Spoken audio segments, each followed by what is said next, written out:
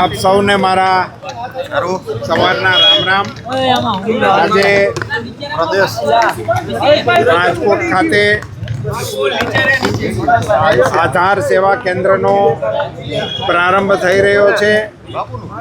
એ કેન્દ્રને મારી શુભકામનાઓ પાઠવું છું। નાગરિકોને આધાર સંબંધિત પોતાના પ્રશ્નો હલ કરવા માટે રાજકોટને આંગણે જ આ સુવિધા ઉપલબ્ધ થઈ રહી છે। એને માટે એમને બધા નાગરિકોને શુભકામનાઓ પાઠવું છું।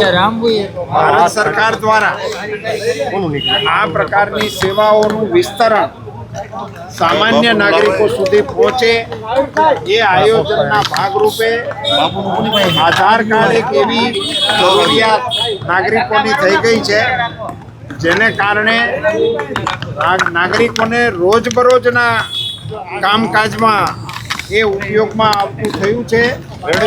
એમાં નામની અંદર નવું બનાવવામાં કે અન્ય કોઈ અપગ્રેડ કરવા માટેના પ્રશ્નો માટે હવે એ આ કેન્દ્રના માધ્યમથી થઈ શકશે એવી સુવિધા રાજકોટને આપવા માટે ભારત સરકારનો આભાર પણ વ્યક્ત કરું છું।